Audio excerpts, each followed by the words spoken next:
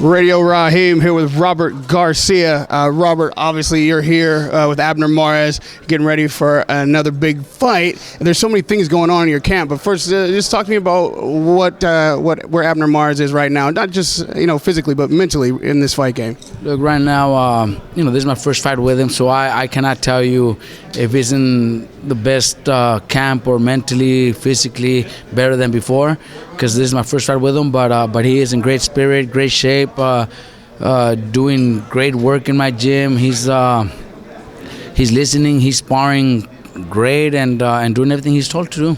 You're one of these trainers that when guys have trouble, they lose, they want to come to you and get it fixed. What do you think it is about you or your gym that they feel that they can correct mistakes there? Look, a lot of people, fans, people that like to maybe even criticize and stuff like that, but they don't. I'm not one of those trainers that has just developed one champion and that's it. We've had 9 fighters win titles under my guidance, so that itself, at my age, I think that itself says a lot, but because but a lot of those fighters, that come to me after, like you're saying, after they've lost or after, they've seen what I've been able to do with maybe even my first world champion, Stevie Luevano, who very few even thought would ever be a world champion, became champion, defended his title like 5 times, and then comes Brian Viloria, who a lot of people already counting out, comes to me. We had some fights at the Alameda Swam meet, things like that, and then he goes and beats the best fighter in that division at that time. Archie Solis knocks him out in the 11th round. So those are reasons, why people see that. Then comes Maidana, and of course I think Maidana is probably my biggest example and biggest test so far, so people could see what I'm capable of doing. Maidana was already looking at retirement before he came to me. Since he came to me, he did better than anybody else would ever think, and had some great fights, and now enjoying life. So now with Abner, we're doing the same thing, and Abner is doing everything he's told. He's in my training camp in Riverside and following instructions, doing great. That revolving door for trainers often swings both ways. We just seen Chavez Jr. He's posting pictures with Freddie Roach. He's at Wildcard training. Obviously, you guys seem to hit it off in the beginning. Can you talk to me about the trajectory of that relationship and how we ended up here? Look, Chavez Jr. is a great kid, great person, and we're still good friends. Him, his attorney, we talked. We actually talked just a couple of days ago, and I'm okay with his decision. I don't blame him for making that decision, because I know it has nothing to do with boxing. It has nothing to do with me not being able to train him. It's personal issues that he's got, and I totally support him. He was very generous to hand me a nice check for the time that I spent with him this last month or so, and we shook hands, and we're still good friends. So nothing against Julio. I wish him the best, and he knows that I'm always going to be there to support him, because I know I'm also a friend of his, not just a trainer. I'm also his friend. He comes from a legendary bloodline. Everybody's trying to figure out what those issues are. Even his father seems to go back and forth about why Chavez isn't able to perform at what we think may be his potential. What do you feel like those issues are? What is he trying to address? Very few of us know, and I think I became one of those persons that he could trust and that he believes in. When it comes to training, he made his decision. But personally, as a friend, very few of us know his issues, and I'm not going to reveal anything.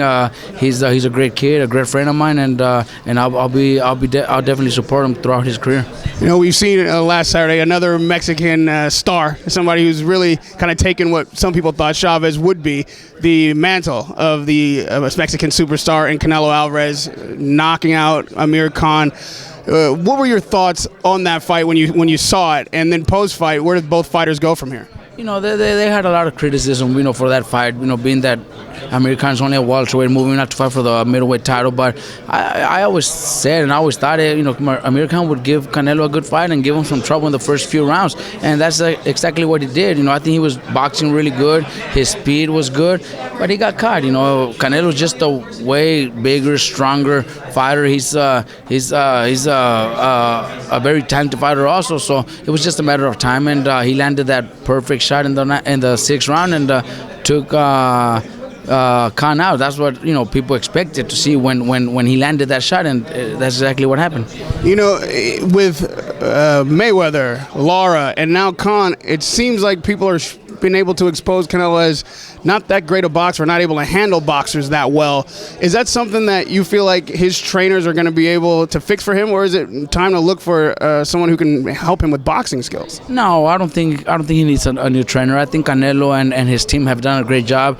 They've been together since Canelo was a kid, and Canelo seems like he's a very loyal person. So I don't think he needs a new trainer. I think what they just need to do is take care of his opponents, and make sure he doesn't fight one of those slick boxers, counterpunchers. Maybe just going against those guys that stand in front of you and go out for a fight. That's what they should do. But he doesn't need another trainer, and who's out there, even if we look at you're out there. No, I'm not talking about trainer. I'm talking about opponents. What opponents are out there that would make a lot of sense for a big pay-per-view against Canelo that are maybe slick boxers. He already fought the Laras, he already fought Mayweather, he already fought Canelo. So who's out there? I think the fight that should happen and will happen is against Triple G, and Triple G is not a boxer. I think that'll be a great fight. Wow, so then Triple G's not a boxer. We're looking at two power trains just slamming into each other on the tracks. Who do you have in that fight? Where are you putting your money? Look, I never put money in any fight. I never have, and I don't think I'll ever will. But in this fight, I got to go with a Mexican, man. I got to go with Canelo, bro. And lastly, Amir Khan is one of these fighters that does bring eyeballs to the set. But when you get knocked out like that, you've dealt with a lot of fighters over their career. Do you feel like he still has a career left, or are these kind of concussions dangerous to continue in this sport? Look, there's different fighters that take a knockout differently. Their body, their mind, their brain takes it differently. Khan has been knocked out before, not only once, not only twice, a few times before, and he comes back. He looked good. He looked okay after the fight. It seemed like he was okay about it. I seen some interviews, some videos of him, and he looked good. So he's probably one of those fighters that gets knocked out, but comes back and does his things good or even better. There's other fighters that get knocked out once and will never recover from that, and will never be able to be the same. Khan is one that recovers and stays healthy. Maybe stays healthy. Maybe that's probably the reason. Always in the gym. I have no idea, but for some reason he stays. He recovers well. So I think Khan still has some good fights, especially if he comes down to welterweight. He still has a lot of big fights out there. Canelo might have some competition in the star division when Mikey Garcia finally steps back in the ring. There's so much anticipation for that. We've heard that he's out there meeting with Mayweather. Is Mikey Garcia going to be a TMT fighter? Look, there's room for everybody. Canelo's full-blooded Mexican. Mike is a Mexican-American, so the fans see it a different way. We had a Chavez Sr., and we also have a De La Hoya. You know what I mean? So it's differently. There's room, plus boxing is so huge, there's room for everybody. We've had Morales, Barrera, and Marquez at the same time, and all three of them were huge. Mikey will come back soon, and Mikey still hasn't made a decision. Mikey's hearing from a lot of people that are actually coming to me. People are actually coming to me, and Mikey's hearing everything out and making sure he makes the right decision. There's been a lot of talk about Mayweather and Mikey hooking up, and I think that's going to happen within the next day or two also.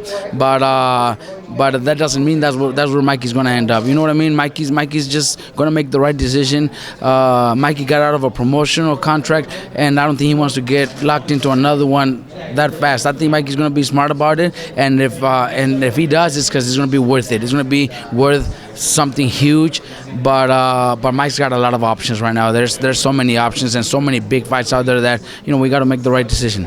Well, it sounds like someone who doesn't want to be locked into a promotional contract, that Heyman is the wise choice. That's the guy that uses that formula. What's important to Mikey when making this decision, and has Heyman contacted you? How do you feel about it? Look, Heyman is great, and he's done great for boxing in the last couple of years. A lot of fighters have had great fights, big money fights, and that's what that's one thing he could bring to Mikey. There's a lot of big names out there fighting for Heyman, but I also want to keep the option. So when the day comes, 2 years from now, 3 years from now, I don't know, and there's a big fight between Mikey and Terence Crawford for a big pay-per-view, that we could be able to do it, or maybe a Verdejo, who is a Puerto Rican looking sensational also. I don't, something like that. I want to be able to take care of those fights and not just be locked into Al Heyman fighters. I know 3 years from now, Crawford could be bigger than what he is now, Verdejo, or some of those fighters that Golden Boy has. They could be huge also. So there's that's what I want to keep open. So Mikey could be able to do and select and fight whoever makes the most sense. And lastly, you've said that you and Chavez are personal friends. You don't hold any grudges about him changing trainers. You being one of the only ones who know his personal issues, this second time around with Roach, do you feel like Roach can train him to his potential? You think this might be a successful union? Look, Roach is a great trainer, man. I'd be stupid to say the opposite. What he's done in boxing and what he continues to do is just something that we got to admire, we got to respect, and it's something that's unbelievable. But Roach is not going to be the trainer, because he also has health issues and stuff. He's not going to be spending a whole day with Chavez. He's just gonna see Chavez in the gym, and that's gonna be the only time they have together. And he'll do a great job in the gym. But I think Chavez issues are outside of the gym, not inside of the gym. Because when he came to me, he would always train. I think it's differently, But I'm there for him. I'm there for him if whenever he needs to talk, whenever he knows I could come over to his house. I've done it before. Why wouldn't I do it again?